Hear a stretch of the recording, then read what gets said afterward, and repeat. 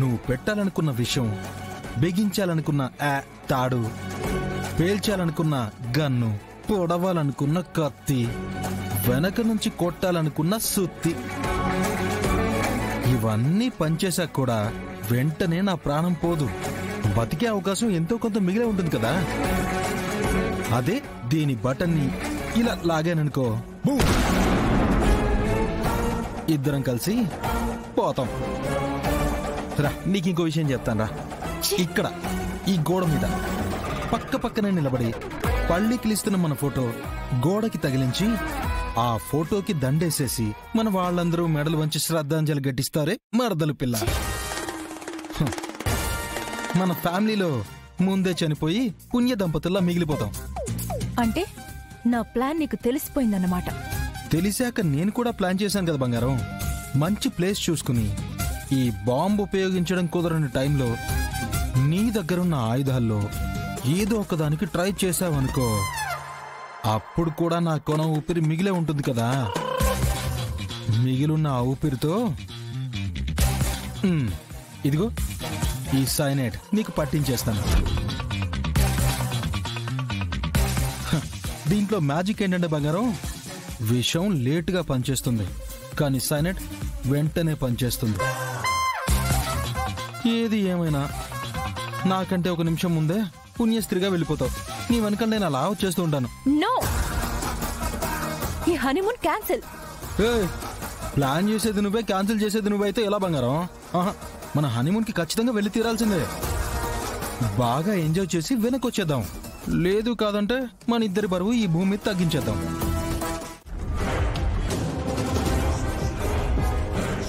ఎక్కడ door lock చేసి వెళ్లిపోయారేమోనని చాలా టెన్షన్ పడ్డాను పిన్ని.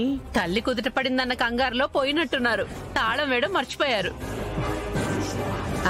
అమ్మాయి నీ ఫోన్ ఇవ్వమ్మాయి, ఫోన్ చేసి చెప్దాం తాళం వేయలేదని. నీకు వయసు అయిపోయే కొద్దీ మతి మరపు ఎక్కువ అవుతున్నట్టుంది. అసలు మనం వచ్చింది దేనికి? అమ్మాయి నేనుతో మాట్లాడు. నేను బొంగ మీద పెట్టాను, హట్ అయ్యాను. నువ్వు బొంగ మూతి పెడితే దాన్ని బొంగ మూత అనరు, పండుకోతి మూతి అంటారు. సర్లే, అయినా ఇప్పుడు ఎందుకు కలిగావు? నీకు 1000 సార్లు చెప్పాను నా వయసు గురించి ఎత్తొద్దు అని. ఓ తప్పైపోయింది బాలా కుమారి గారు. పదో ముందొచ్చిన పని చూద్దాం. అమ్మాయి అమ్మాయి అమ్మాయి అమ్మాయి బాగానే కాల్చినట్టున్నారు. రక్తం బాగా పోయింది. అయినా చావలేదుగా. ఎలా చేస్తుంది? భర్త వదిలేసినా చావలేదు, వేరే పెళ్లి చేసుకుని చావలేదు, ఎన్నో అవమానాలు చేసినా చావలేదు. అడగాలిస్తే మాత్రం చేస్తుందా? అమ్మాయి గట్టి పిండమే అమ్మాయి. అబ్బా పిన్ని, ముందొచ్చిన పని చూడు. ఏంటి అసలు సార్? అవును కదా.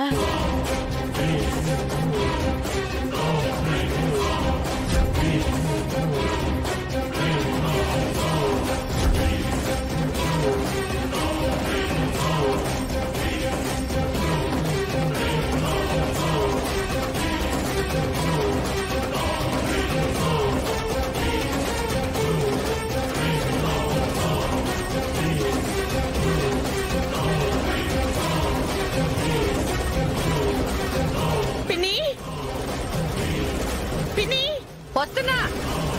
దొరికిందా? లేదమ్మా, ఎక్కడ కనిపించలేదు. అబ్బా డామ్ ఇట్, అసలు ఎక్కడ ఉంటుంటుంది? అయ్యో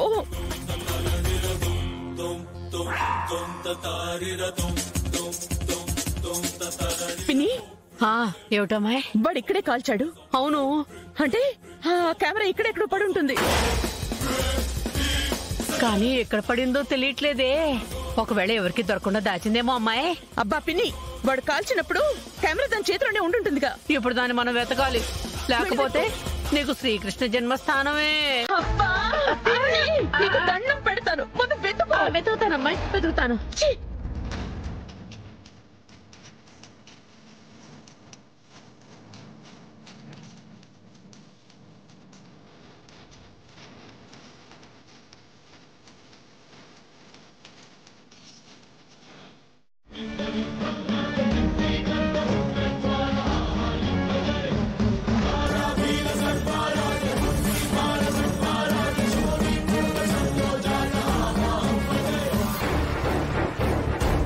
నాకు తెలుసు అపూర్వ, నువ్వు ఖచ్చితంగా కెమెరా కోసం వస్తావని నాకు తెలుసు.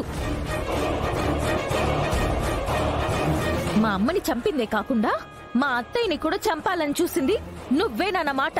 అవునే, నేనే. నాకు నచ్చిన జీవితం కోసం, నాకు నచ్చిన స్థానం కోసం, నేను కోరుకున్న ఆస్తి కోసం అడ్డొస్తే తప్పిస్తాను, ఎదురొస్తే చంపేస్తాను. ఏదైనా సరే నేను అనుకున్నదే సాధిస్తాను. ప్రతి దానికి ఒక ఎండ్ ఉంటుంది పిన్ని. ప్రతి మనిషికి ఒక ముగింపు ఉంటుంది. నీకు ముగింపు నేను పలుకుతా. నీలాంటి వాళ్ళని ఎంత మందిని చూసుంటానే. నీకు పోటీ ఇచ్చే సరైన మనిషిని చూడలేదు నువ్వు. నాకు పోటీ లేరు, రారు. ఆ శారద బతికింది, గండం దాటింది అనుకుంటున్నావేమో. నా గురించి నిజం తెలిసిన దాన్ని వదిలిపెట్టను. మా అత్తని చంపాలంటే ముందు నన్ను దాటాలి. మాటలనవసరం. కెమెరా ఇవ్వకుండా వెళ్తే చూస్తూ ఊరుకుంటానా? ఏం చేస్తావు? అమ్మాయి భూమి, మా అమ్మాయి చూడు ఎంతుందో. తన ముందు నువ్వెంత? దారిచేయమ్మా, మా దారిని మేము వెళ్ళిపోతాం.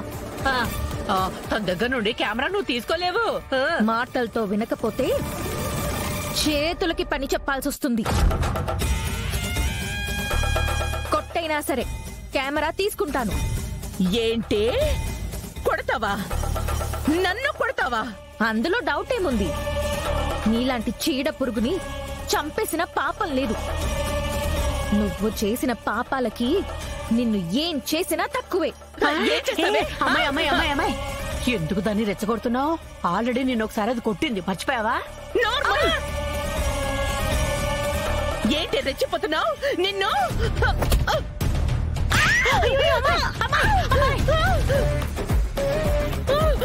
అమ్మాయి, ఇదే మరి గిల్లి మరి జోల పాడించుకోవడం అంటేను.